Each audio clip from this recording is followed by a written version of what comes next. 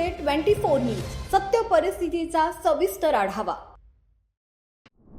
जालन्याच्या अंबड तालुक्यातल्या गोंदी येथे गोदावरी नदीपात्रात अवैध वाळू उपशावर कारवाई करण्यासाठी गेलेल्या तहसीलदारांसह महसूल पथकाला वाळू माफियांकडून मारहाण केल्याचा प्रकार समोर आलाय।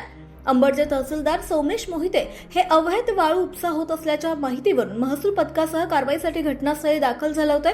मात्र कारवाई सुरू असतानाच काही वाळू वाहतूकदारांनी महसूल पथकाशी हुज्जत घालत तहसीलदार आणि कर्मचाऱ्यांना मारहाण केली।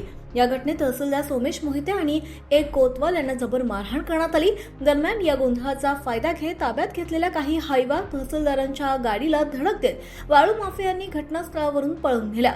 या घटनेमुळे अवैध वाळू उपसा करणाऱ्यांचा मुजोरपणा पुन्हा एकदा समोर आला। या प्रकरणी गोंदी पोलिसांकडून पंचनामा केला जात असून गुन्हा दाखल करण्याची प्रक्रिया सुरू आहे। घाटात कारवाईसाठी किती वाजता आलता आणि काय काय घटना घडली?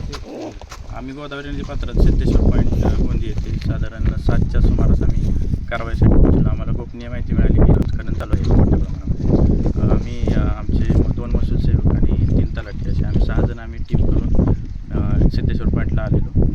7च्या सुमारास आम्ही इथं पोहोचलो। त्याच्यानंतर जेव्हा आम्ही नदीपात्रात आलो तेव्हा आम्हाला असं निदर्शनास आलं की इथं जवळपास 10-11 हायवा 2-3 लोडर जेव्हा ते रेतीने भरलेले होते। लोडरच्या सहाय्याने ते हायवा जे आहेत ते भरायचे चालू होते आणि आम्हाला पाहिल्यानंतर त्यांनी आमच्यावरती हल्ला केला। आम्ही क्रुझर जे आहे ते आडवी लावली होती आमची गाडी। आम्ही खाजगी गाडीने आलेलो। ती गाडी आम्ही मेन रोडला आडवी लावलेली की जेणेकरून कोणताही हायवा जो आहे तो नदीच्या पात्रातून बाहेर जाऊ नये। परंतु त्यांनी आणि त्यांचे जे मालक होते ते आले। त्यांनी हायवा जो आहे ते चालकांना प्रोत्साहन देऊन तिथून आमचे जे सहकारी आहेत त्यांच्या अंगावरती घालून गाडीला धडक देऊन ते पळवून नेण्याचे प्रयत्न केले आणि जवळपास वेगवेगळ्या मार्गाने ते 5 हायवा त्यांनी पळवून नेले आणि 2-3 लोडर ते पळवून घेऊन गेले। त्याच्यानंतर पोलीस जेव्हा पोहोचले तेव्हा आमच्या साधारण 5 हायवा ताब्यात होते जे आम्ही पोलीस स्टेशनला जमा केलेले आहेत आणि जे काय हल्ला झाला त्याच्या संदर्भात सध्याचा पुढे कारवाई आमची चालू आहे। तुम्हाला काही धक्काबुक्की वगैरे मारहाण झाली का? धक्काबुक्की झाली आम्हाला। आमचे कोतवाल आहेत त्यांना थोडंसं जखमी केलं। बाकी त्यांनी गाडी पळवून नेण्यासाठी आम्हाला गाडी आमच्या कारवाईमध्ये मोठा अडथळा आणला त्यांनी। तुम्हाला काही धक्काबुक्की झाली का? हां, धक्काबुक्की झाली आम्हाला।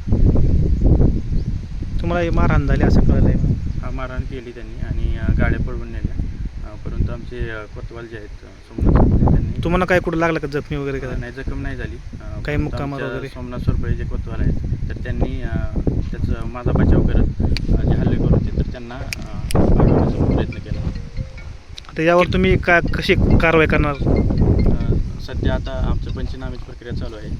त्याच्यानंतर जे पळून गेलेले हायवा असतील आणि जे पकडलेले हायवा आहेत ते लोडर आहेत तर त्यांच्या मालकांचे वगैरे शोध घेऊन त्याचप्रमाणे इथे जे आमच्याकडे व्हिडिओ उपलब्ध आहेत तिथले तर त्याच्या अनुषंगाने आम्ही सर्व तपास करून जे कोण मालक आहेत त्या सर्वांना शोधून आम्ही त्याच्यावरती गुन्हे दाखल करतो। हल्ला करणारे किती जण होते?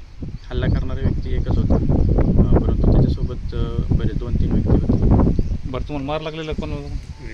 महाराष्ट्र टुडे मराठीसाठी ब्युरो रिपोर्ट विलास गायकवाड, अंबड, जालना। आजच महाराष्ट्र टुडे 24 न्यूजला सबस्क्राईब करा आणि सत्य परिस्थितीचा सविस्तर आढावा पहा।